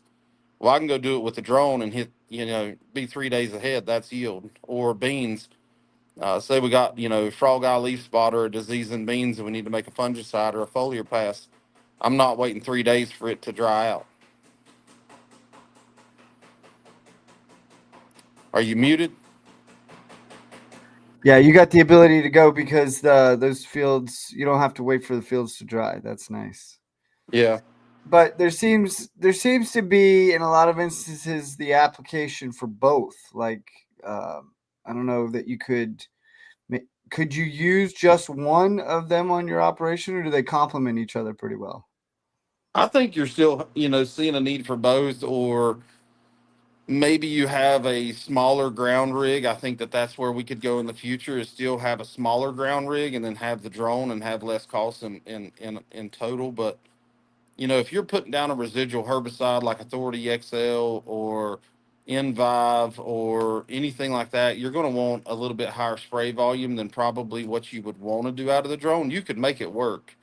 It just wouldn't be as easy. And so I think, burn down, there's guys that are playing around trying to figure out, can we do burn downs with the drone? I think you can, but I think residuals are where you run into that issue of just having those flow volumes. Yeah. Now when they build a drone that holds 200 gallons of water, I think you could get rid of a spray rig. But until we're seeing those high volumes in those drones, Even on like higher acres, like 5K plus acre operations, got to have a fleet probably by then. Well, that's what I'm thinking is, we've got this new swarm technology where essentially right now we've been approved by the FAA where we can run 3 drones at a time. So you get 3 drones out in the field and you're covering, 1,000, 1,200 acres a day. I mean, that competes with a ground rig in volume. Oh, all day. Absolutely. Now, that's interesting stuff. It's cool to see where the industry is going and all the advancements in the technology. I find it extremely intriguing. Well, listen, I got to sign off. I'll try to jump back on if I can. No worries. But definitely enjoying the watch party, and hope everybody else is too. No worries. Thank you so much for being with us, Russell. We're going to play one more episode, and then we're going to log off for the night, too. This will be Battle for the Fields with Perry Galloway. Thank you, friends. Enjoy. Oh, let's get the volume up. Money. I call it turning trash into cash. I'm still looking for big wins. I think it looks good.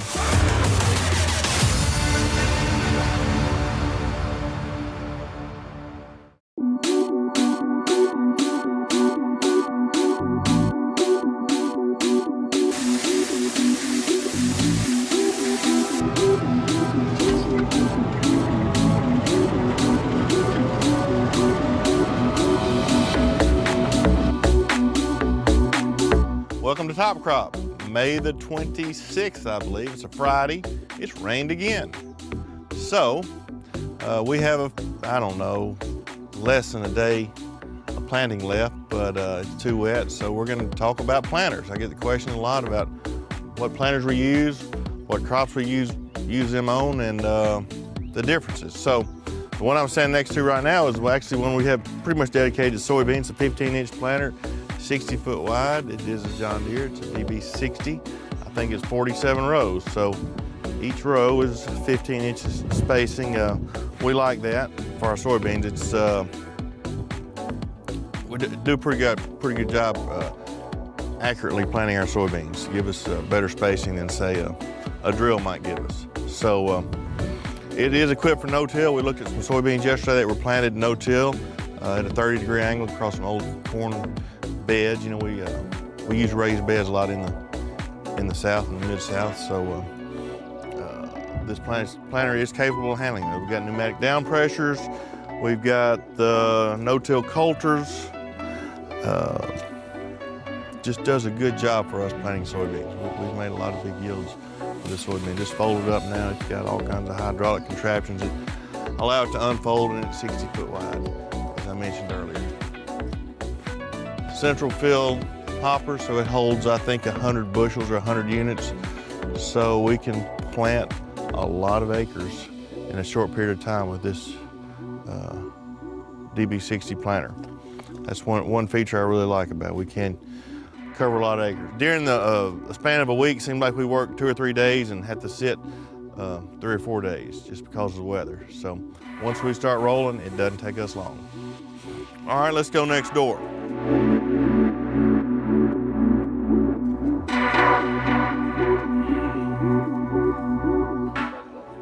Everybody loves, this is a place for dogs. So if you ever need any dogs, we can spare a few.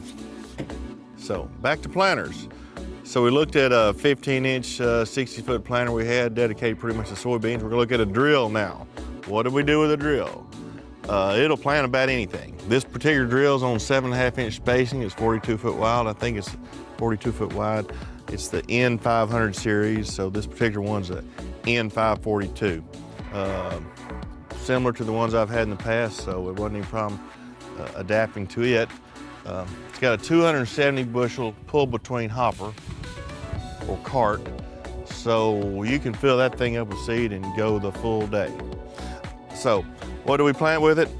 We plant rice, we plant wheat, and we'll plant soybeans if needed. I try not to use it in soybeans just because it is kind of a controlled spill. So with less seed per acre in soybeans, I feel like we can do a better job with a regular row planter or the 15-inch row planter. So again, we'll come back and take a look at this. By the way, this is one of these RX tractors with the 4 tracks. These are nice. If you're considering one of these, I would highly recommend it. I think we have 2 of them, and we all love them. We love to operate them. They're smooth, and they're very efficient. So this is a hopper, or the pull between cart. Holds 270 bushels. It does have the row command on it, so it will shut off so we don't waste seed. And that seems to be, that's a big thing. As much as seed cost, we don't need to waste any seed, and we need to be real accurate on our overlaps because we don't want to double plant something because it doesn't yield as well. We learned that in corn, but the same holds true in soybeans and or rice. You start having problems where you overlap. Population's too high, grows too tall, falls down on you, stays vegetative, won't go into that reproductive mode as well, as easily and stay there. So yeah, it's a big deal, I think, to have row command. It probably pays for itself in seed savings alone. So again, N542, 42 foot wide drill. It is on a no-till style drill, so it'll plant in any condition. We probably plant half our stuff in conventional tillage environments and half of it in a no-till environment or a stale seed bed. So this will cut right through the ground, lay the seed in there very accurately, right here. It's folded up so we can see it, and then it's got these notched closing wheels, which are really nice to seal that seed trench up and get good even emergence. Really like this drill. Control the down pressure so it will cut through some of the tougher type soils. Well, when we're planting rice, it's shallow. I would say 3/4 of an inch. We've had plenty of moisture this year, or rain in the forecast, so we'll plant 1/2 inch, 3/4 of an inch, just get enough soil on to get a rain, get it germinated, and it comes right up. So I haven't used this drilling wheat yet, but I've used one identical to it. We're planting 105, 110 pounds of seed, looking for that population, and it's gonna do such a good job placing the seed that we expect to get all of it up.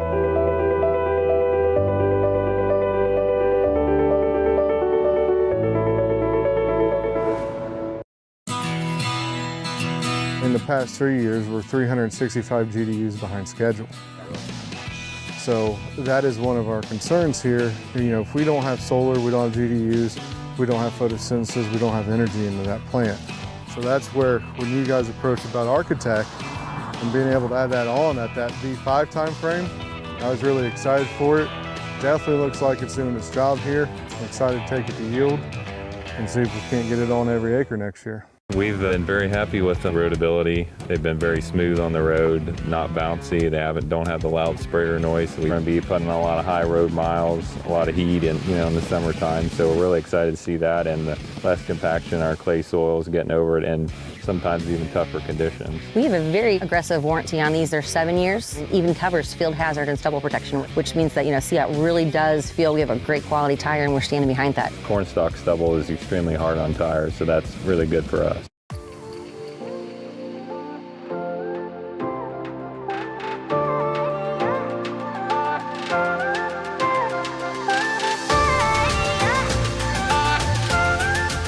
Welcome to Top Crop. I'm Perry Galloway, and we're in Arkansas, and it's May the 25th. Out here in a cornfield, looking pretty good, and it's wet, which is great for this time of year. We've had a little too much rain, but for this corn, it's actively growing at V8, V9. It's pretty nice not having to water it every day. We're heavy on irrigation, about 95% irrigated here, just because of lack of rainfall and heat, so we've got to keep the water flowing, but right now we're good for another few days. We got a nice rain yesterday and today, and more in the forecast, so it's impeding a little bit of our planting progression, finishing planting soybeans, I guess, but for the most part it's really helping this corn. It's been fertilized 3 of the 4 times, side dress, so excited about that. The rainfall got it activated. It's got a perfect color to it. You might see some of these speckles on the leaves. That's from the fertilizer. We had to aerial apply it because of the moisture. We couldn't get across the fields with our Y drop. So here we are, setting up for a nice crop population. Let's see, did I mention this corn was planted around the 25th of March, which is a pretty good date for us. Population, we're planting 34.5, probably looking at 33.5 final stands. So if we do our math, just regular everyday corn, surely we'll be able to make 250, 275, and we'll be happy with that. We're really gonna mind our coins this year because of the commodity prices and the expenses associated with producing a crop. So we're gonna try to make a good or a great crop on limited budgets. So I get the question a lot about my soils. My soil types are pretty sandy. Our CECs are 4.5 to 5.5 on average. I've got one field that might be a 15 or 16, but for the most part, everything's really sandy, very little clay, so very little moisture holding capacity. That's another reason why we're so irrigated. But the light sandy soils are easily manipulated with fertility. So a little bit goes a long way, goes to work quick, so that's advantageous to me, I feel like, on making high yields. This particular field would be a Dubs type soil. I don't know the breakdown between clay, sand, and loam, but pretty sandy and forgiving as far as fertility. You know, like I said, a little bit goes a long way, whether you're talking lime or NPK or the micronutrients that are picked up through the soil and not through the leaves. But we've made some fantastic yields over the year with these soils. So our three problems when we're talking nutrition with these soils are magnesium. We don't have a lot of magnesium just because they're sandy soils. I guess another would be sulfur. We're not getting the sulfur from the atmosphere like we used 2 years ago. And so the applied sulfur will leach on us. And then of course boron, it leaches and hard to get in the plant. So we apply boron, sulfur, monitor our magnesium with our pHs, and zinc. You know, we use a lot of zinc. We use it in our 2x2 as well as our in-furrow. For zinc applied in-furrow, 9% say EDTA zinc is about 23 times more effective than just a broadcast application done after emergence. So zinc typically isn't a problem. We can keep our zinc levels pretty high. The question is, when do we have to start using our irrigation? Hopefully never this season. If we get, you know, corn's using 1/4 to 1/3 of an inch of rainfall during pollination and grain fill, that's hard to keep up with. It's hard for these irrigation systems to keep up with. But if we can, you know, somehow get something out here that feels like 2 inches of rain a week, whether it's through overhead irrigation or any form of irrigation or rainfall, then that's enough to make a bumper crop. You know, if it didn't rain another drop, we're fully saturated right now. Today's Thursday, May the 25th. We're probably looking at mid next week, next Tuesday or Wednesday, before we'd have to turn on any irrigation. Yeah, again, I go back to these light sandy soils. The moisture disappears at a rapid pace. And this corn will be twisted and heat stressed in just a few days, given the right conditions. So right now, we're 4 or 5 days off from needing irrigation with 85, 90 degree temperatures.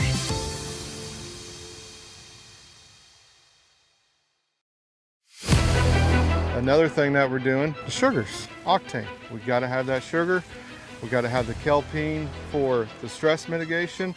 And then the big one, something we found out just 2 years ago, we've been toying with and we found it consistent.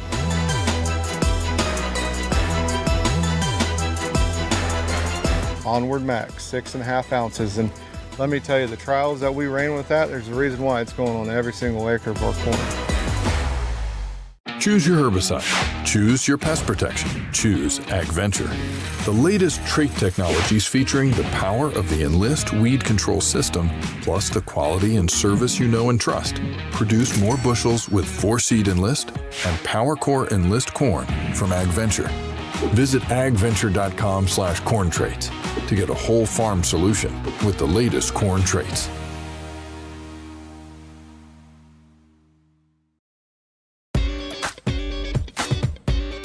Welcome to Top Crop.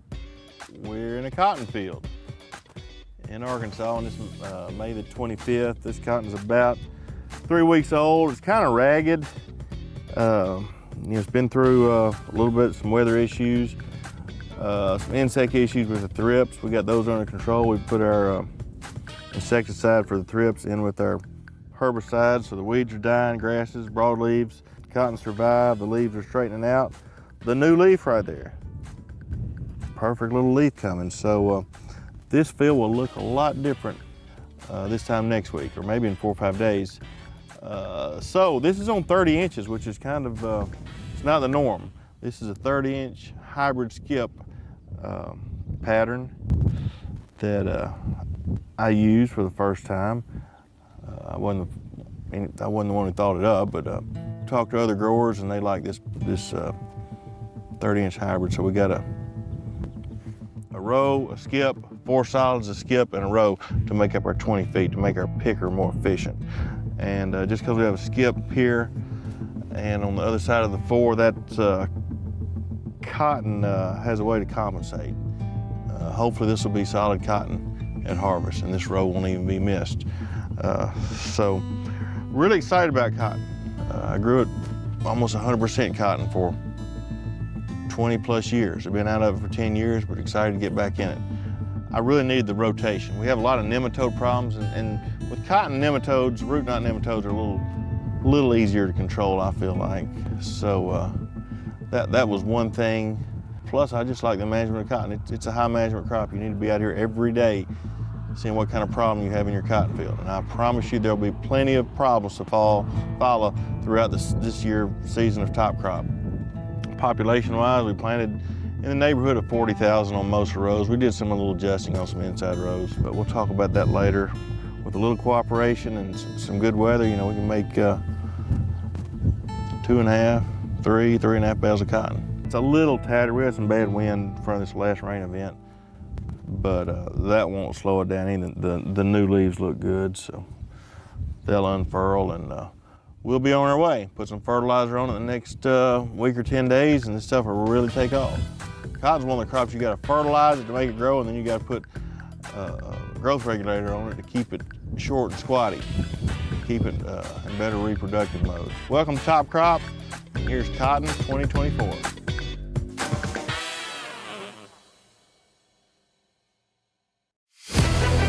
Another thing that we're doing, the sugars, octane. We got to have that sugar. We got to have the kelpine for the stress mitigation. And then the big one, something we found out just 2 years ago, we've been toying with, and we found it consistent.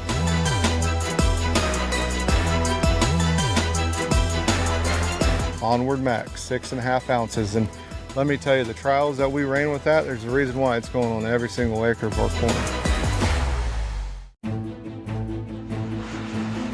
Fungicide we're using is Veltima, because our 3rd year with it. It's been working great. There has been some tar spot already spotted in northern Ohio. Normally we've already flown all this corn, but we was able to wait until July 26th today. It's already past blister stage, starting to fill out already. We've been able to keep disease pressure away, and Veltima should protect us all the way through the rest of the season. All right, welcome to Top Crop. So we've looked at corn, cotton, saving rice for tomorrow, but now we're in a soybean field. These soybeans were planted early April, April 5th, April 7th. So they're a little over a month old. Planted 130,000 population, planted no-till. If you can tell, we're at a 30-degree angle from the corn rows from last year. So when we planted them, some were a little too deep, some were a little too shallow. Wasn't too scared of it because we had rain in the forecast. So I knew the ones that were too deep, hopefully the soil would stay loose and be able to push right through it, and they were able to. The ones planted in the middles, or the ones that were too shallow, had enough moisture and cover, whether it was soil or old crop residue, to just push right through. So great stand. You know, out of 130,000 we planted, we probably had 110, 112 up. We'll take that any day. They're growing off really well.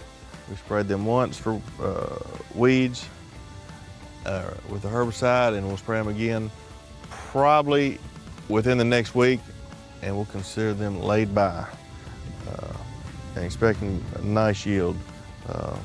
They're certainly off to a good start. My operator was like, "Man, are you sure you want to do this?" I didn't want to go right down the rows from last year. So I put an angle in them, and 30 degrees was a number that satisfied me as far as getting a consistent amount shallow, consistent amount deep, and a consistent amount just perfect depth-wise at planting. So that's why that's the 30. But at harvest, these old corn stalks will be gone. It's good to have the residue, though. Yeah, the residue. Keep some moisture in, right? This field has a lot of good things going for it. So it's a heavier sandy soil, full nutrition. This is one of my top fields every year. And last year the corn at the look was in excess of 250. So happy about that. We've got all this residue, all the nutrients that the corn stubble, stover is returning to the soil and continues to return to the soil. So excited about that. Like I say, I've got several fields like this and expecting great returns.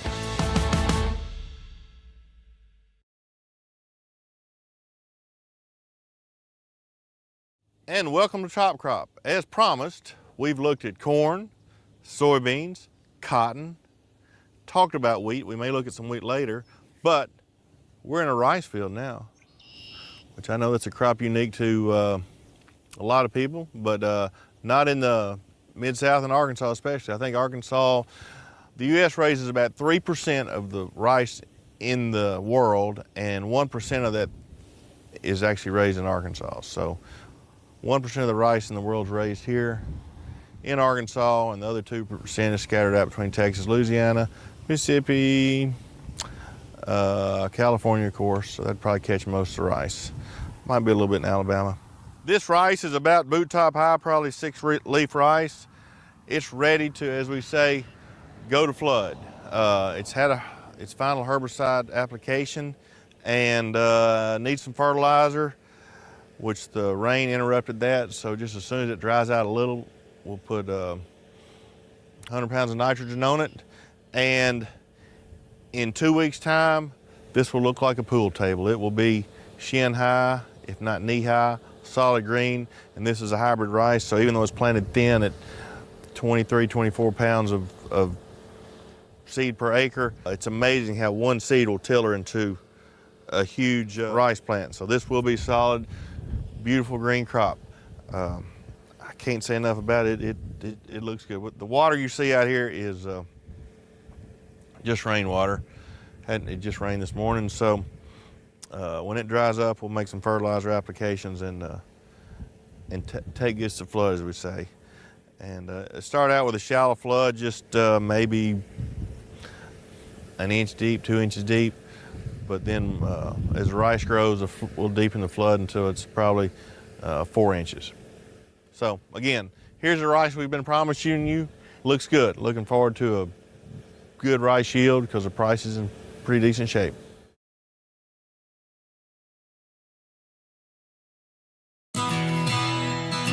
In the past 3 years, we're 365 GDUs behind schedule.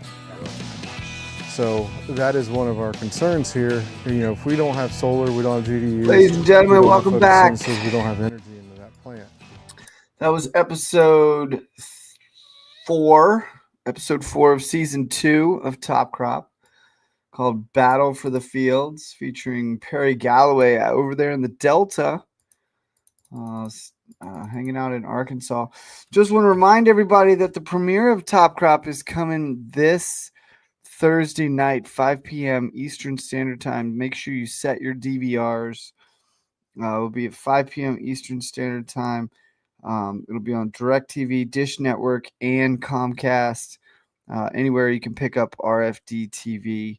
So make sure you do that. I wanted to let you know also about the Top Crop swag. We've got beanies and hats and Top Crop crop tops in the Top Crop merch shop on our website. So make sure you check that out. If you got any questions for any of the farmers in any of the episodes that we've previewed so far, feel free to put it in the comments section below, and our guys and gals will try to get back to you on those, hopefully respond to you. If you haven't checked us out on all the other socials, make sure you do so. We are on just about every social. You can find us under Top Crop TV. We want to say a special thanks to our sponsors. Our presented by sponsor, Ag Explorer. You can see right above, part of it, right above my head there. Are presented by sponsor. They do an incredible job making sure that the crops are growing and get the nutrients they need. And we've seen some incredible results from them on all of our farms this year.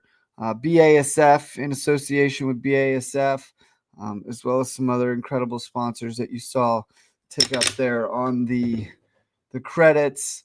I just want to say a thank you to our cast, Corey Atley, Russell Hedrick, Perry Galloway, Dan Lipkiss, and Shelby Fight, as well as to our viewers. We can't do this without you. We definitely do it for you. We're so grateful that y'all are here to support us and watch the episodes and comment and share and like on all the platforms. So we appreciate y'all. We're going to cut the live for now. We'll come back Thursday evening. We'll be live again. We'll do episode 1. We'll stream it at 8 p.m. Thursday night on all the platforms once again. So we'll see you on the next one. And thank you so much for tuning in.